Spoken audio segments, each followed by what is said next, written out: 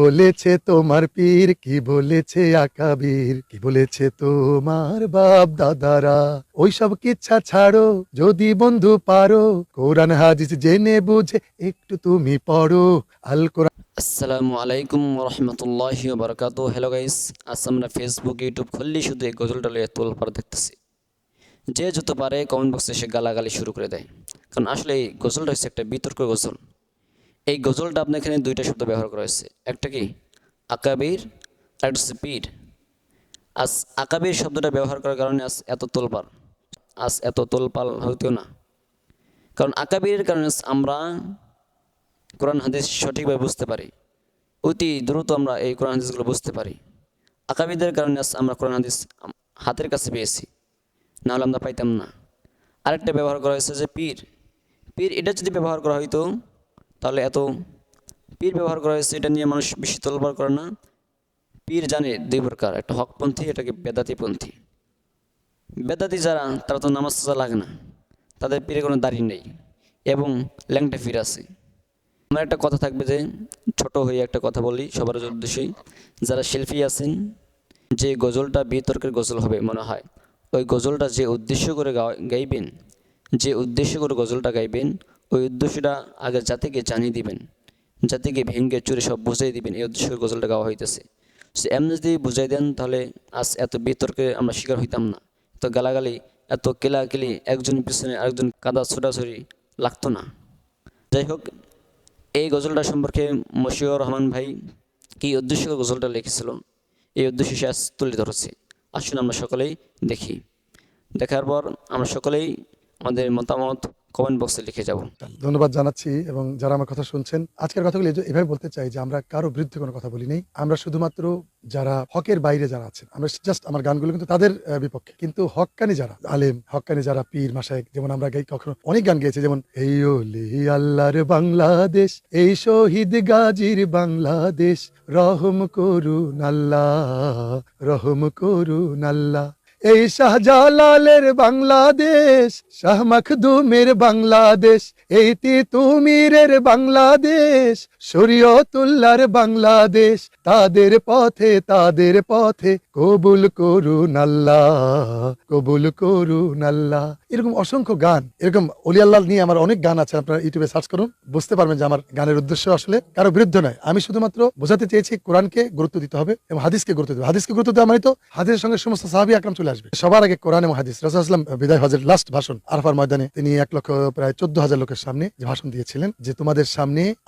আমি দুটো জিনিস রেখে গেলাম, এটা সবচেয়ে গুরুত্বপূর্ণ তার মেসেজ ছিল। সে কোন দুটো জিনিস? একটা হচ্ছে মহাগ্রন্থ আল কোরআন, এবং আমি আমার জীবনের যে আদর্শ সুন্নাহ, এই দুটো জিনিস তোমরা আঁকড়ে ধরো, এর বাইরে আর কিছু ধরার দরকার নেই। এই দুটো জিনিসকে সবচেয়ে বেশি আমাদেরকে গুরুত্ব দিতে হবে। এই দুটো জিনিসের পরে নেই পীর আকাবির, এরা তো আমাদের জাস্ট শিক্ষক, এরা আমাদের দুনিয়াবী শিক্ষক, কিন্তু যারা ভ্রান্ত, যারা পথ ভ্রষ্ট হিসেবে যারা চলছেন, আমার কথাই হচ্ছে তাদের বিরুদ্ধে। এখানে আমি কিন্তু সবসময় হক্কানীদের পক্ষে। কি বলেছে তোমার পীর, কি বলেছে আকাবির, কি বলেছে তোমার বাপ দাদারা, ওইসব কিচ্ছা ছাড়ো, যদি বন্ধু পারো কোরআন হাদিস জেনে বুঝে একটু তুমি পড়ো। আল কোরআনটা বুকের মাঝে আঁকড়ে তুমি ধরো। শয়তানও যে অলি সেজে দিতে পারে ধোকা, শয়তান অলি সেজে ধোকা দিতেই পারে। আমাদের সমাজে অসংখ্য পীররা আছে যারা ধোকা দিচ্ছে আমাদেরকে, আমরা সমাজে দেখতে পাচ্ছি, কারণ তারা বিভেদ তৈরি করছে, তারা ধর্মের বিভিন্ন রকম এমন কিছু আবির্ভাব করছে যেগুলো আমাদের ইসলামকে খাটো করছে। এখন ধর্মকে নিয়ে ব্যবসা করছে, এটার সংখ্যা বেশি। আমার কথাই মনে হয় যে পীর আকাবিরকে আমি বয়কট করেছি, না, এটা ভুল। আমি তো আমার লাস্টের কথাটা বলেই দিয়েছি যে যাচাই করো, কোরআন হাদিসের ভিত্তিতে যাচাই করে এরপরে তুমি তোমার দিনকে বেছে নাও। যারা আমাকে ভুল বুঝেছেন, যারা এই যে ট্রল করছেন, এই দুটো একটা লাইন শুনে এখানে পেশাব করিবেন না করিলে 50 টাকা জরিমানা, এইভাবে কি আমাদের শিক্ষা? কিন্তু আমাদের তো আমরা পড়েছি এখানে পেশাব করিবেন না করিলে 50 টাকা জরিমানা। এই যে বুঝটা যারা আপনারা ইচ্ছা করে এগুলো নিতে চান নিজের ঘাড়ে, সেটা কখনোই না, ঠিক না। আমরা কখনোই এই জাতির মধ্যে বিভ্রান্ত তৈরি করবো না, আমরা কখনোই কারো বিপক্ষে দাঁড়াবো না। একজন মানুষ ভুল করলে আমরা তাকে কোরআন হাদিসের ভিত্তিতে চেষ্টা করবো, কিন্তু তার উপর লেগে পড়বো না, তার উপরে আমরা লেগে পড়বো না, কারণ মানুষ ভুল করতে পারে। আমি যতটুকু ইসলাম শিখেছি নিজে পড়ে এবং অন্যের কাছ থেকে, বিশেষ করে বিশ্ব বরেণ্য মুফাসসিররা যেভাবে তাদের সঙ্গে মিশি এবং তাদের কথাগুলো শুনেছি ছোটবেলা থেকেই, এমনিতেই আমার অনেক কিছুই মুখস্থ আলহামদুলিল্লাহ। আমি চাই না যে আমার মাধ্যমে কোনো একটা ভাই কষ্ট পাক, এবং আমি চাই না যে আমার মাধ্যমে একটা বৃহত্তর ঐক্য নষ্ট হয়ে যাক। এবং কখনো সংগঠন আমাকে এই কথা কখনো বলেও নাই যে মশিউর এই গানটা তুমি গাও, এটা আমি গিয়েছি। এখন তো আমার এই যে বিভিন্ন রকমের সমাজে যে এই যে আপনি ইদানিং কালে দেখতেছেন যে নেটের ভেঙেই বলি, আহমদুল্লাহ সাহেবকে নিয়ে কিন্তু অনেক রকমের মিথ্যাচার হয়েছে, আপনারা শুনেছেন নিশ্চয়ই। কিন্তু আহমদুল্লাহ সাহেবের মতো লোকরা যদি এই সমাজে এত বড় ইসলাম জানা মানুষ যারা স্কলার, তারা যদি এত মানে ট্রলের শিকার হয়ে যায়, তারা যদি এত বিতর্ক করতে চায় অনেক এই পীর নামের অনেকে, সুতরাং আমি বলতে চাই ওই ভণ্ডদেরকেই আমরা মূলত টার্গেট করেছি, অন্য কিছু না। আমাদের উদ্দেশ্য কোনোদিন ঐক্য নষ্ট যাতে না হয়। আমি আজকে এই আপনার মাধ্যমে, আপনার এই পত্রিকার মাধ্যমে এবং আপনার এই মিডিয়ার মাধ্যমে আমি বলতে চাই যে আপনি জানিয়ে দিন যে আমি মশিউর রহমান মানে কোনোদিন মানে ঐক্য ছাড়া ঐক্য বিনষ্ট হয় এমন কোনো কাজ আমি কখনই করতে চাই না,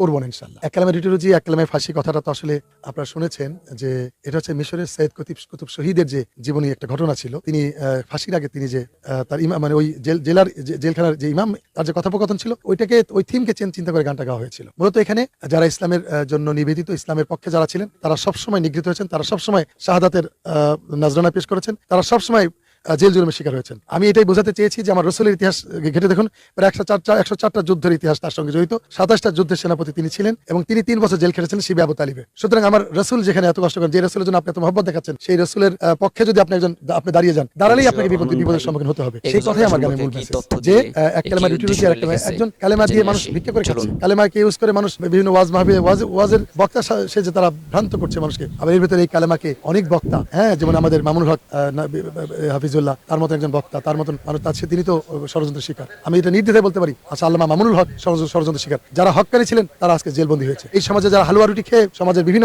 স্তরে আতাত করলে আপনি আমি সবাই ভালো থাকতে পারি। আমার যে শোরুম, এখানে আমি চরমনাই টুপি রাখি, আমি নিজেও চরমনাই টুপি মাঝে মাঝে পরি। আমি আমার জানা মতে আমি কখনোই চরমনাই ছাড়ছি না, যারাই হোক আমরা চাই আমরা ভাই। আমি আমার মতন একজন ক্ষুদ্র মশিউর রহমান কখনোই আমি এভাবে চিন্তা করি না যে তারা আমাদের আমাদের থেকে বিচ্ছিন্ন। আমরা একটা পরিবার মনে করি। এই বছর এই যে আপনারা দেখেছেন যে আমাদের অনেক ভাইরা কিন্তু তাদের মেয়ের বিয়ে, ছেলে বিয়ে দাওয়াত খেতে গিয়েছে। তার মানে কি আমাদের ভাইরা যেদিকে যায় আমরা সেদিকে যাই, আমরা কিন্তু সেদিকে যেতে বাধ্য। কারণ হচ্ছে যে আমি আমার স্টেজে আমি চরমনের পক্ষে কথা বলেছি, আমার এই যে নখেতে অনেক মাগলে আমি দেখেছি আমার অনেক ভক্ত চরমনের। এই গানগুলো মূলতই কিন্তু তাদের বিরুদ্ধে। আমি আমার স্পষ্ট করে দিচ্ছি, আমি আমার জাতির কাছে ক্লিয়ার করছি, আমার দিনী ভাই যারা আমার ভক্ত, আমার এখানে চরমনের অনেক ভক্ত আছেন, আমার সার্সিনার ভক্ত আছেন, যারা আমাকে আমি জানি অনেক ভক্ত আছেন, আবার এই ভক্তের বাইরেও আছেন। অর্থাৎ অনেকে হয়তো না বোঝে মুসলমান দাড়ি ছোট রাখে, এই কালার করে, এটা আমার ব্যক্তিগত বিষয়। এটা আমার বিষয়টা আপনারা দরকার আমাকে ফোন করেন, আমি ব্যাপারটা নিয়ে বলবো। কারণ আমার আন্তর্জাতিকভাবে আমার বিভিন্ন দেশে যেতে হয়, আমার বিভিন্ন দেশে গান গাইতে হয়, আমার বিভিন্ন মাহফিলে যেতে হয়, আমি মাহফিল গান করি। আমি এটা ঠিক যে দাড়ি আমি ছোট রাখি, আমি চিন্তা করেছি দাড়ি একটু বড়ই রাখবো, কারণ আমি আসলে দাড়ি এতটুকু দাড়ি আমি বড়ই রাখি, মাঝে একটু ছোট হয়ে যায়, মানে এটা বিভিন্ন অকেশনে বিভিন্ন কারণে। তবু আমার ভাইদেরকে বলতে চাই দাড়ি ছোট রাখা ঠিক না, আমরা একটু ছেড়ে দিয়ে দাড়ি রাখা উচিত। আমি একমত, এটা আমি রসুলের সুন্নাহ হিসেবে ইয়া করি। আর দাড়ির কালার বিষয়টা আমি আমার ওয়াইফ যদিও কালার করে দেয়, আমার ওয়াইফ আমার বাচ্চারা চায়, কিন্তু তারপরও আমি গতকালকে আগের দিন আমার ওয়াইফ কাছে তুমি কালার করো। তো আসলে এখানে অনেক মাসলা আছে, আপনি হয়তো জানবেন। তো বিষয়টা হচ্ছে যে এটা নিয়েও কোনো ফেতনা দরকার নেই। আমি একজন শিল্পী, আমি আল্লাহর গান গেয়েই জীবনে চলতে চাই এবং মৃত্যু আগ পর্যন্ত, আমি আমার শেষ নিঃশ্বাস ত্যাগ করার আগ মুহূর্ত পর্যন্ত আমি দিনের সঙ্গে এবং আল্লাহর এই সংস্কৃতির সঙ্গে একজন আল্লাহর দিনের গোলাম হিসেবে, একজন শিল্পী হিসেবে যেন আল্লাহ আমাকে একদম গান গাওয়া অবস্থায় যেন আমাকে আল্লাহ মৃত্যু দান করেন। আমি সবসময় এইভাবে আল্লাহ কাছে চাই। তো আসলে আমি কিন্তু ভাই বন্ধুরা, আপনারা আমাকে আমি জানি অনেক ভালোবাসেন বিধে অনেক পরামর্শ দেন, মুশির ভাই এটা না করলে ভালো হতো। তো আমরা তো এইভাবে জানতে চাই, এভাবে বুঝতে চাই যে আমাদের উদ্দেশ্য কি ভাঙা গড়া, নাকি আমাদের উদ্দেশ্য ভাঙা বাদ দিয়ে গড়ার কাজে নিজেকে নিয়োজিত করা। আমরা গড়ার কাজ করতে চাই।